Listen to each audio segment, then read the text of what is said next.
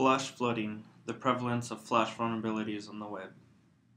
My name is Jason Calvert, and I'm an Application Security Engineer at WhiteHat Security. So first, a little bit of information about WhiteHat Security. WhiteHat Security is a software as a service vulnerability management platform. Originally founded in 2001 by Jeremiah Grossman, WhiteHat Security has more than a decade of experience in providing actionable and scalable results. With verified results and on-demand support, WhiteHat Security can help any size organization understand and prioritize the issues that affect their web applications. So a little bit about myself. I've been at WhiteHat Security for almost 4 years as a member of the Threat Research Center. I've been twice recognized on the Google Hall of Fame for their web application research. I received my Bachelor of Science in Network Information Security Systems from St. Cloud State University in Minnesota. And flash phones make me smile. So I'm going to start with some of the statistics we've observed here at WhiteHat Security, and then go into some demonstrations later on in the presentation. So if numbers put you to sleep, bear with me.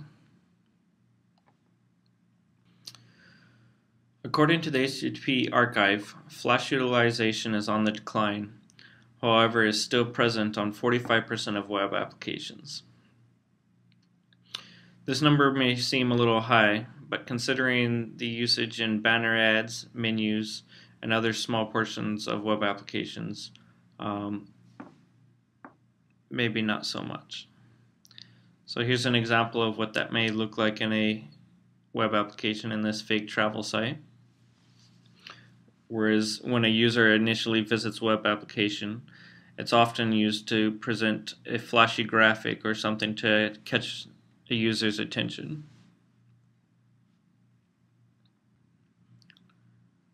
We found that 22% of applications covered by WhiteHat Sentinel service currently have at least one vulnerability related to flash technology. This statistic is based on web applications currently covered by WhiteHat Sentinel service, and therefore applications that someone deemed important enough to have their security evaluated, compared to the HTTP archive, which was the web at large.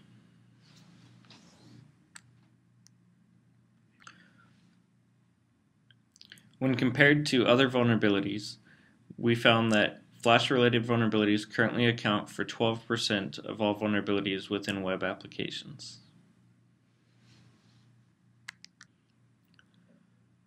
When we looked at the remediation rates, we found that they have consistently remained about half that of other vulnerabilities over the course of the last decade. There may be several contributing factors to this stat, including the fact that a lot of flash content is actually controlled by outside departments other than the application owner. Another possible reason is a lot of flash content is actually developed by third-party development shops, and the application owner may not have direct access to the related code. A final possible contributing factor to this remediation rate may be the fact that a lot of flash technology can be exploited on the client, and thereby any attempts to filter exploits via WAFs or framework implementations may not be effective. Now I'm going to show some examples of what flash vulnerabilities may look like in a web application. None of these examples are from actual web applications, but are based on real vulnerabilities in the wild. It's common practice for flash modules to utilize external XML configuration files so that they can be dynamic and repeatable across multiple applications and multiple scenarios. In the example here, this carousel has several pages that the configuration file dictates the images and target locations for when a user interacts with each individual page within the carousel so the user can be redirected.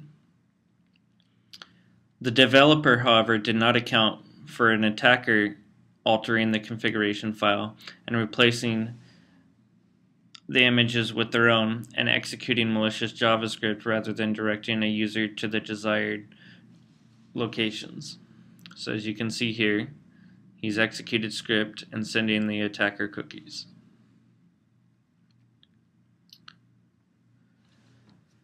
Another common exploit is for an attacker to directly alter the flash files as they're provided to the module.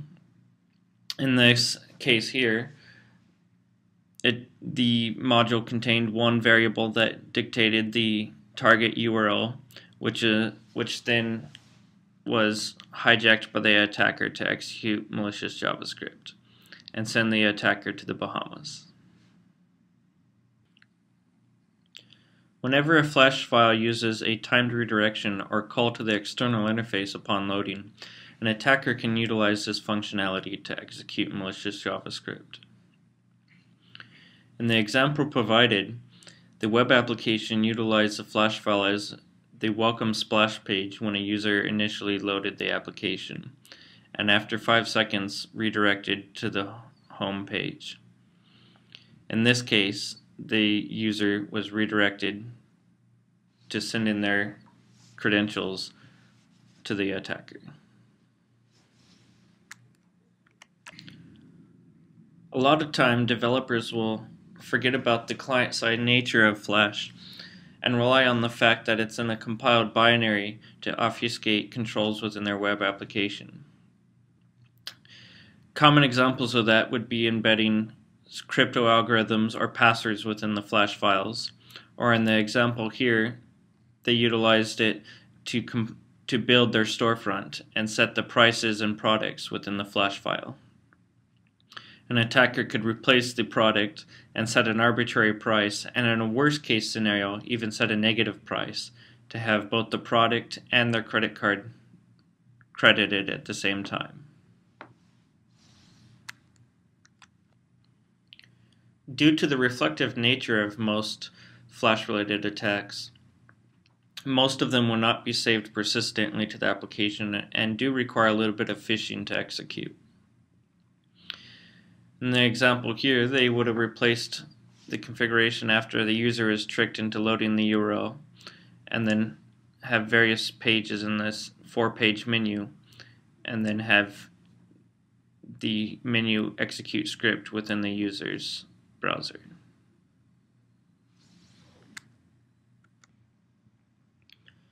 As I already mentioned, a lot of Flash content is developed by third-party developers, which can lead to scenarios such as Fusion Charts here, which is a very common charting module that is utilized across many applications on the web. Now I'm going to demonstrate some Flash vulnerabilities and how to exploit them.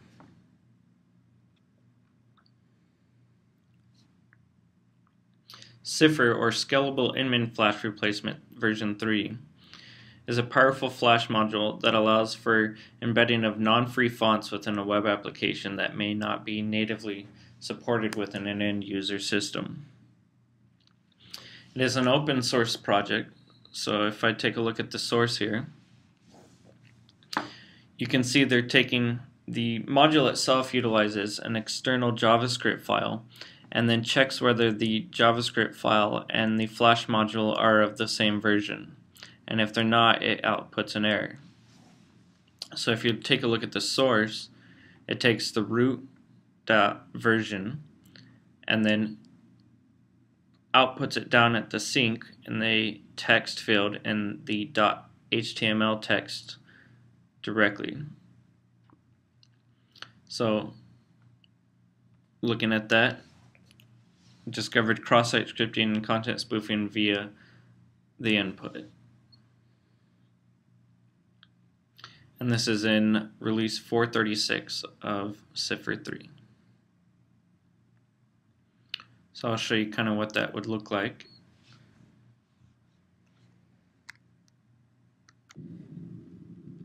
Cipher 3 is normally recognized by the name of the font for the Flash file and utilizes an external JavaScript file to reference the text within the application that it's going to dynamically replace. To ensure that the JavaScript file and the Flash file are the same version, the Flash file utilizes a parameter version to check that.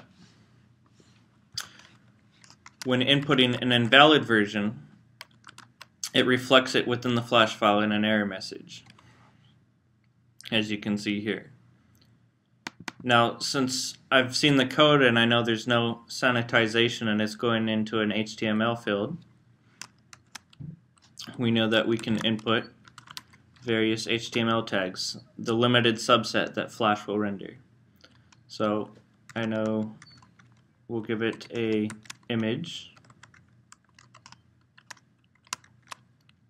and see what that looks like. So it kind of stacked up, but you got 3 different areas in the Swift where it renders. So we can take that a step further and actually encapsulate that within an anchor tag to get script.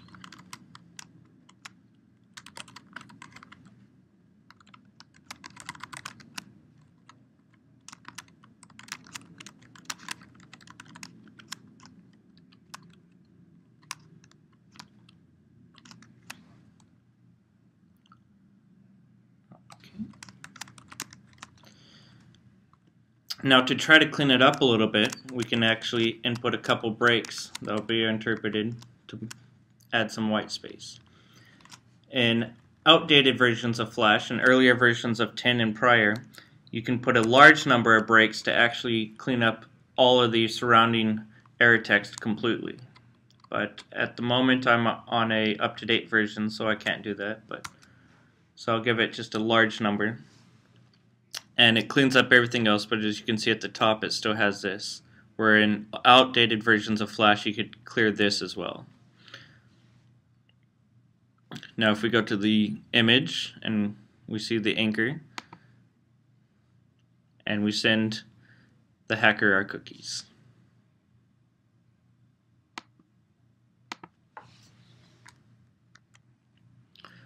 So as I mentioned, this was an open source project, and when I initially contacted the vendor, they decided to abandon the project.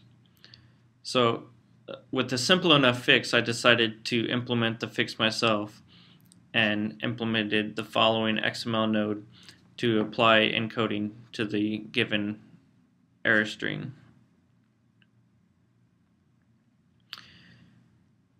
You can download the updated release 437 from the vendor's website and recompile any affected modules with the latest version to ensure they're no longer vulnerable.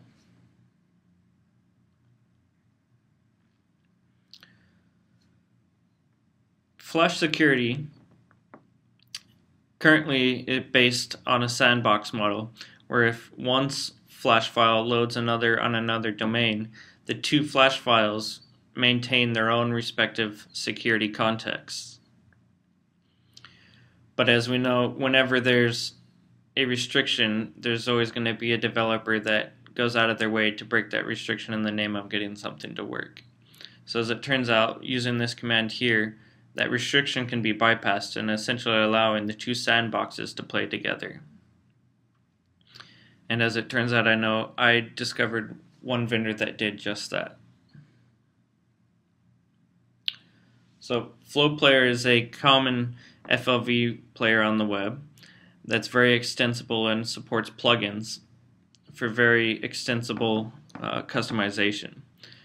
The problem is the route they took to support the plugins was to bridge the sandbox, which leads to the following vulnerabilities.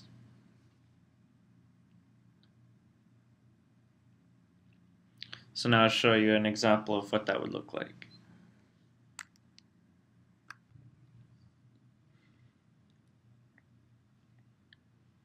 So here's what FlowPlayer would look like when it's embedded within an application.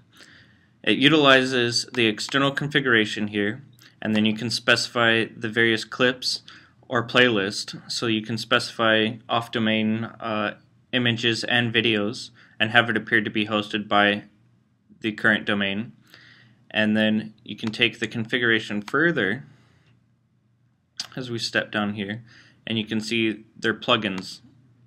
Now the first one is for their controls here, and then I created my own custom plugin that I just called Hacks, and then imported my own additional SWIF, and essentially overlays my SWIF on top of the player, but also, as I mentioned, imports it into the current sandbox. So we have this nice little video that we imported. It's creepy eye. And in an actual attack, this overlaid SWIF here could be set to auto-execute, but for purposes of the demo I set it to a button. So we hit the button and we have script.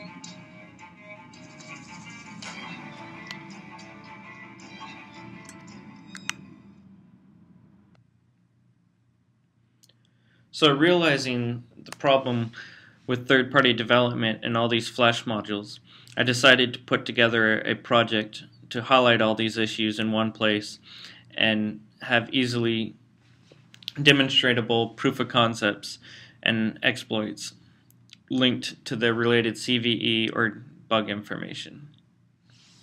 So I made this information available via my website in the Flash exploit database.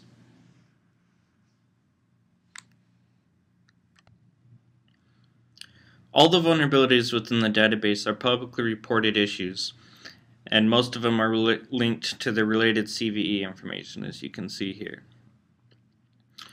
I tried to include copy and paste exploits for when they're relevant within your application, so you can quickly come up with the proof of concept.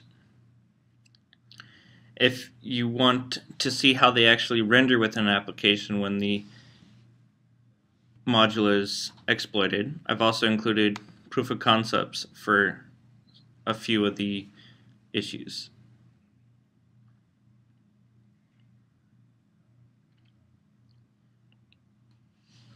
So in this module you can either execute script by clicking here, or there's also a timed execution after the video concludes.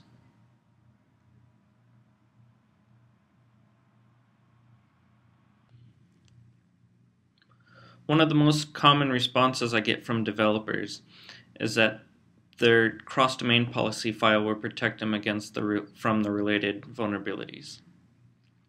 Unfortunately, this is a very common misunderstood restriction of the policy file. The Flash policy file dictates what content on a given domain can be binarily evaluated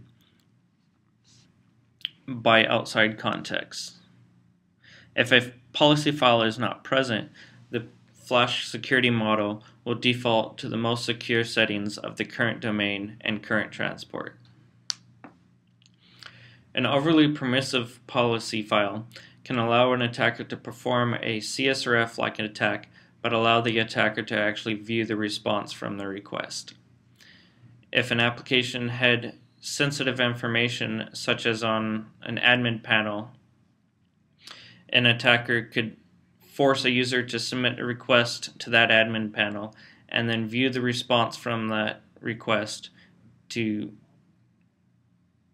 get the sensitive information. To help demonstrate the restrictions of the Flash cross-domain policy file, I created the following Flex application.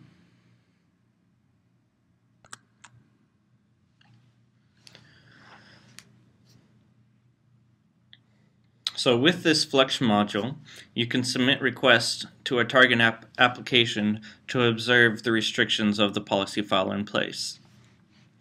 So to kind of show an example of how that would work, I'll first specify Google, since I know they have a restricted policy file in place to prevent it.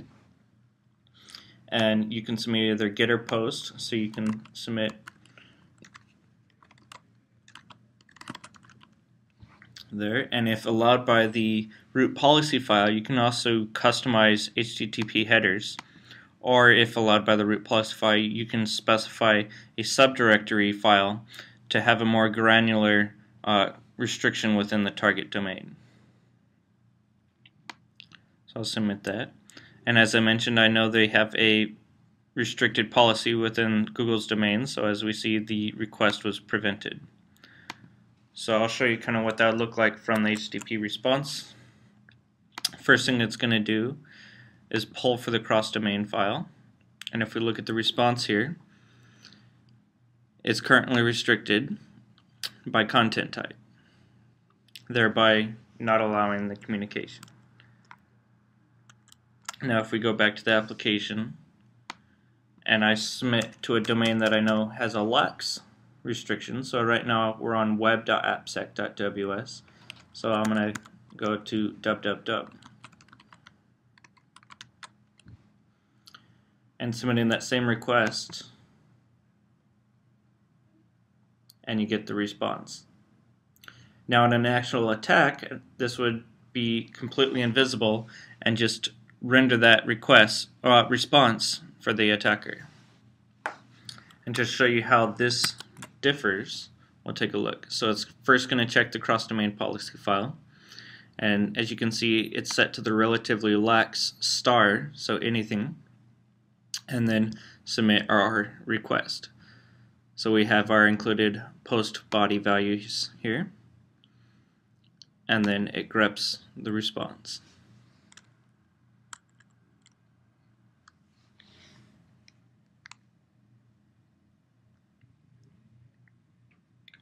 Thank you for attending this webinar. If you have any further questions or concerns, you can contact me at jason.calvert@whitehatsec.com. And for any further research, you can visit the OWASP Flash Security Project for more Flash security details. And you can reach WhiteHat Security at whitehatsec.com.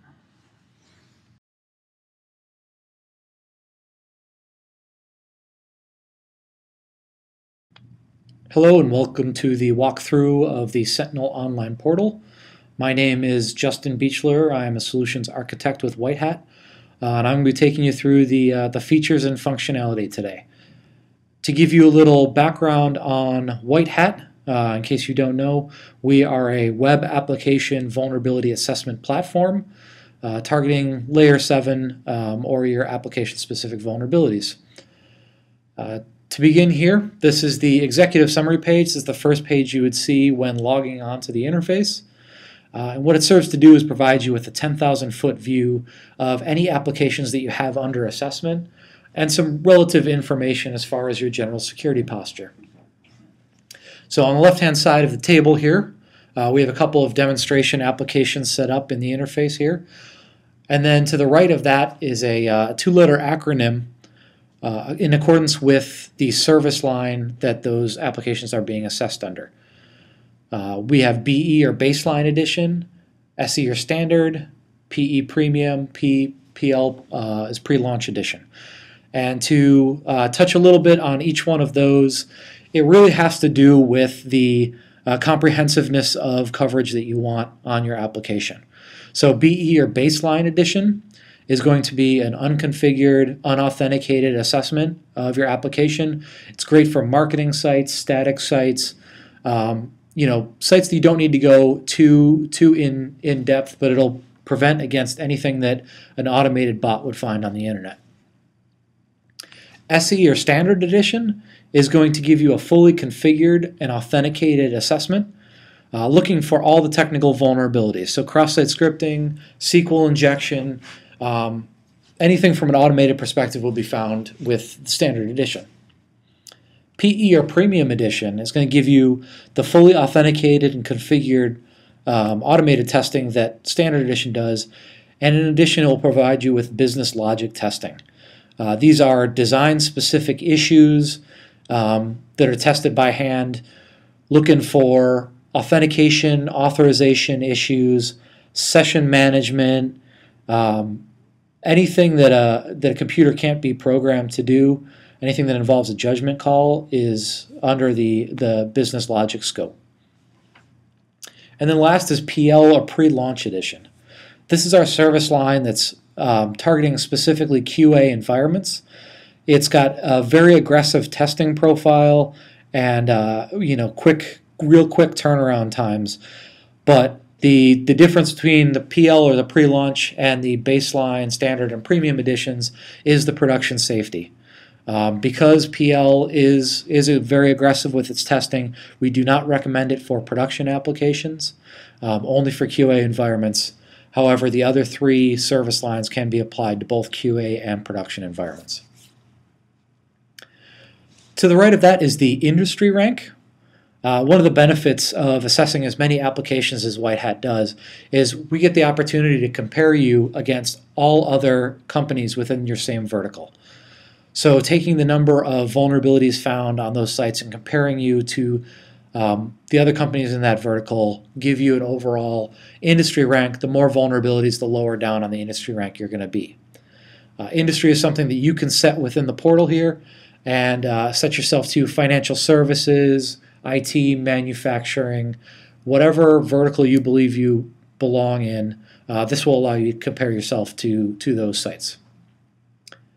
To the right of that is the findings, and this gives you a quick look at the number of vulnerabilities found, broken down by the severity or business impact.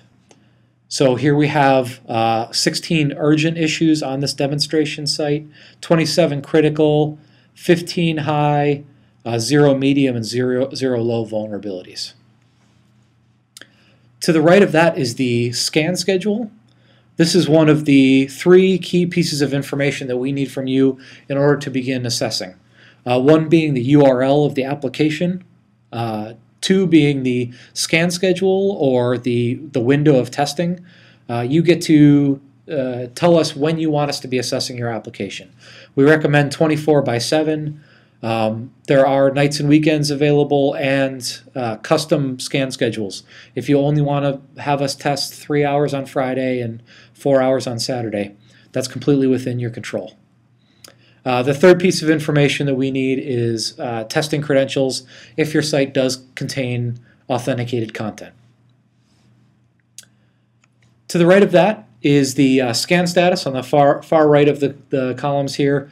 And this is a red light, green light system that basically alerts you if there's any action needed on your end in order for you to be getting full value from the service.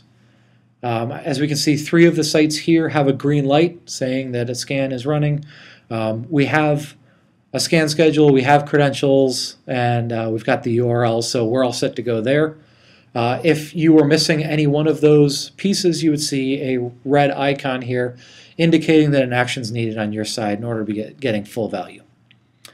Above there is a configuration in progress icon, and that's just simply letting you know that the Threat Research Center is hard at work configuring the site to get as deep and as wide as possible and really get that comprehensive coverage.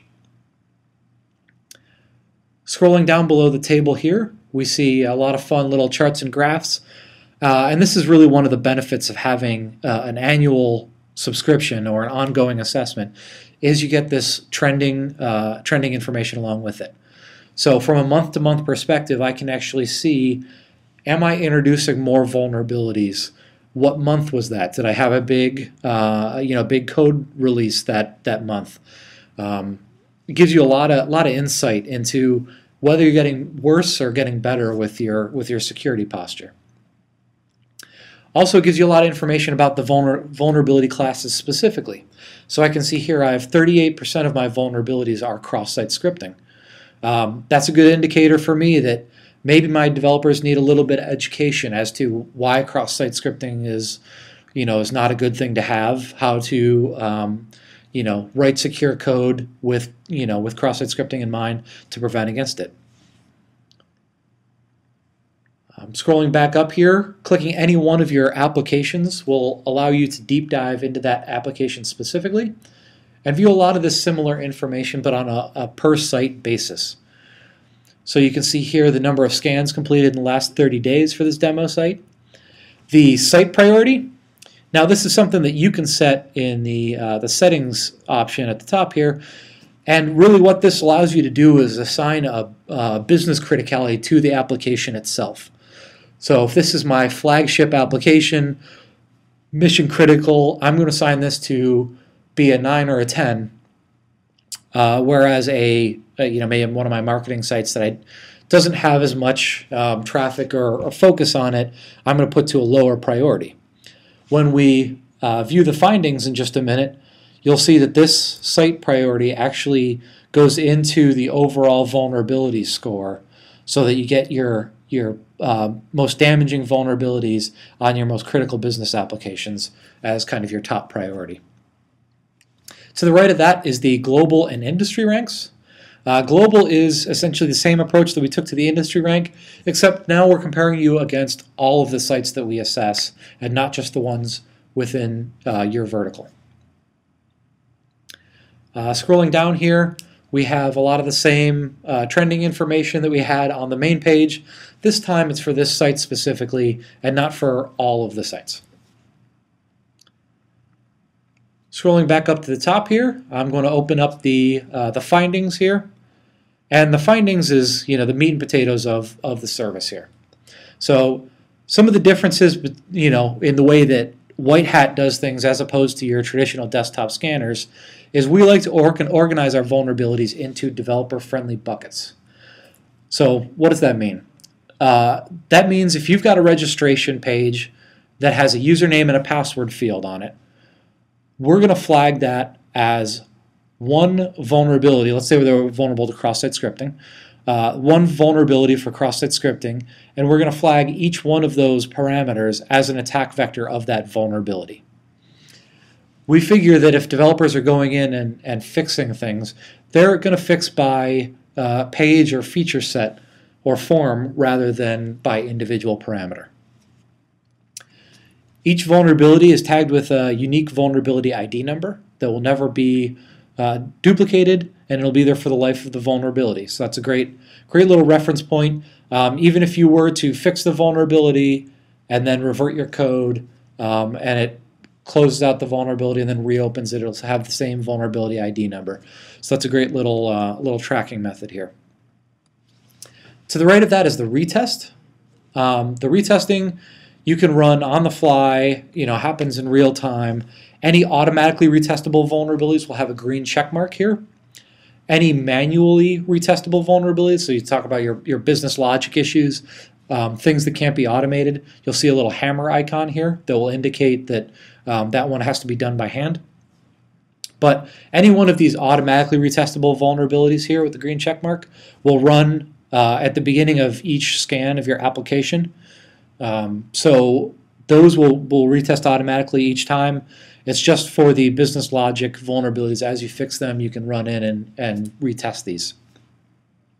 A lot of this other information is pretty straightforward. When the vulnerability was found, the site that it was located on, the class of vulnerabilities. So here at WhiteHat, we operate under the WASC, or Web Application Security Consortium, class of vulnerabilities. And that's got all of your big doozies, your SQL injections, your cross-site scripting, content spoofing, insufficient authorization, session fixation. We hit all the big ones. To the right of that is the risk metrics. So when each of these vulnerabilities are validated by our Threat Research Center, they make a couple of determinations. One being the severity or business impact. 1 through 5, 5 being the most impactful. So we can see SQL injection here, obviously hugely damaging to a business. That receives the top billing at a 5 here. To the right of that is threat, and threat is ease of exploitation. How easy is the exploit to pull off? Again, 5 being the easy exploit, 1 or 2 being something a lot more difficult, would require maybe leveraging another vulnerability in order to make anything actionable happen. And then to the right of that is your site priority, and that's the value that you get to set that influences your overall score to the right of that. So severity plus threat plus priority gives you your score. The reason this is handy is because if you're looking at 200 vulnerabilities that you need to remediate, sorting by score gives you a great indicator of, okay, these are the most damaging attacks on the sites that I care the most about. So that's a great starting point. The far right column, details. That allows you to deep dive into each attack specifically and view some more information about that particular attack. So here we have Crosssite scripting vulnerability. We can see here it was found on the datareceptor.php page. It's got all the information from the table that we just came from, retesting options, and then right below that is a little link called Ask a Question about this vulnerability. This is a great little link, widely utilized for vulnerabilities that are a little bit more complex in nature. What this allows your developers to do is click on this and open a communication dialog right below the parameters here with the security engineer that found this vulnerability. It allows them to ask for extensive exploitation steps, questions about remediation, pretty much whatever they want to ask. They can have a direct dialogue with the engineer. By default, we push a description and solution and references for each vulnerability that we find. 99% of the time, you're going to find all your answers within this section here. But for those complex issues, our customers have found that this Q&A session here is a great little benefit. Scrolling back up to the attack vectors. So in my previous example of a registration page, this would be like the username field or the password field. It'll show you the injection that we made. And for those of you familiar with Crosssite scripting, you might notice that this doesn't look like a typical Crosssite scripting injection. This is one of our production safe methods here, as we use benign injections to test. Seeing this reflected back gives us a good indicator that there may be the existence of a Crosssite scripting vulnerability, and our Threat Research Center engineers go in and they validate by causing an alert or a prompt to happen, and they will validate that it is an actionable vulnerability and push it to the interface here. If you want to see exactly what that looks like, there's a little details icon here, and you can dive into this one particular attack on this parameter and see, okay, what was the request being made, and then what was the response that came back. And we even highlight within the code where the injection is falling. Sometimes it falls in multiple places for your developers to kind of see what's happening there. Okay, moving on to the reporting tab here.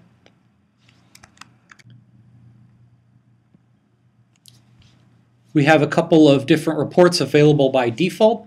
We have the executive report, which is going to give you access to all the pretty charts and graphs that we saw on the very first page. The site summary report is going to provide you that same information, but it's going to go a little bit more in depth as far as each site specifically, what vulnerabilities are in existence for those sites. Doesn't go into detail as far as what attacks were used or where the vulnerability was located.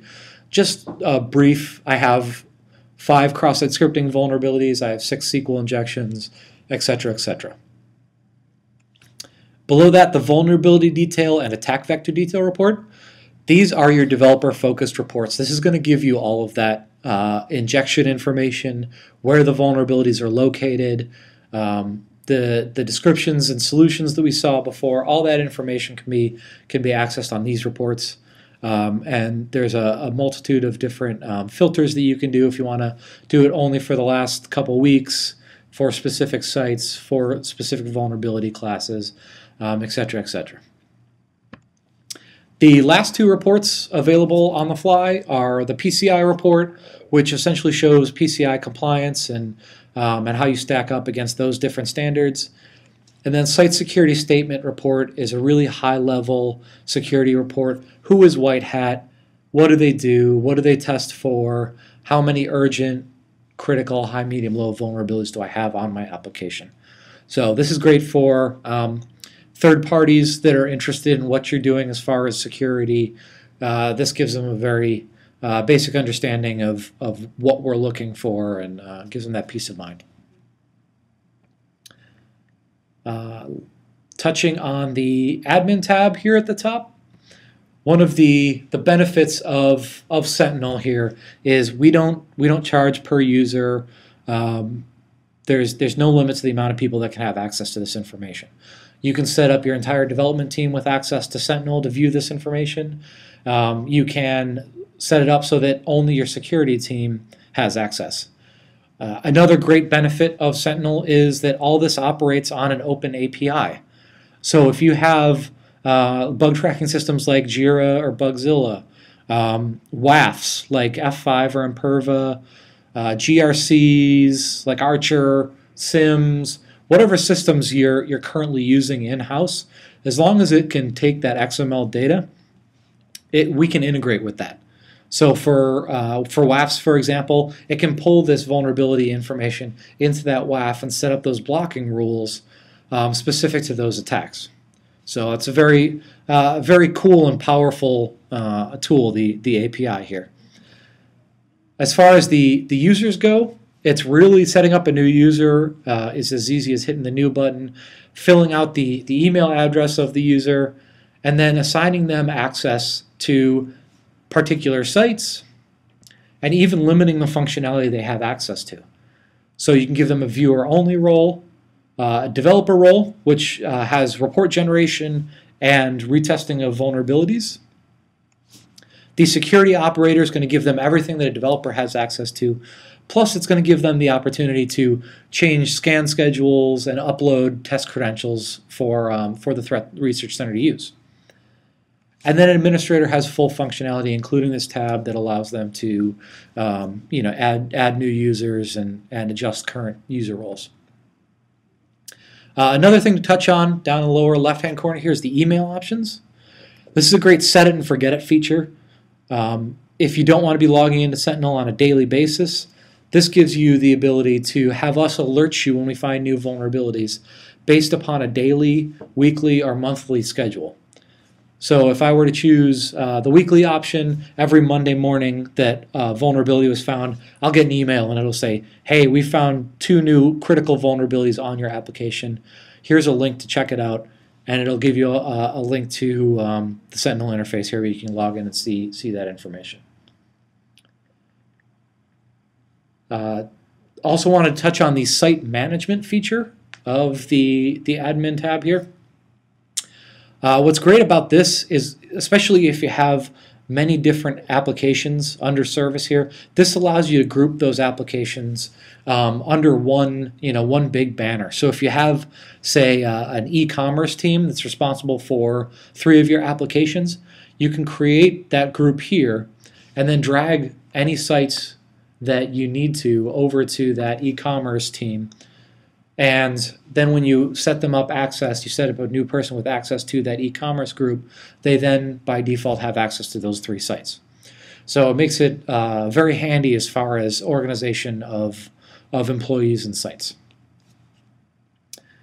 The last thing I want to touch on here is the support link in the upper right hand corner.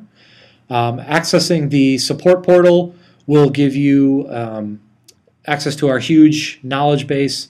Lots of information there, white papers, who's WhiteHat, what do we do, how do we do it, as well as a ticketing system that allows you to ask any questions of our support organization, make requests, suggest improvements to the interface here, do a multitude of different things within the interface here. So that, in a nutshell, is the run-through of Sentinel.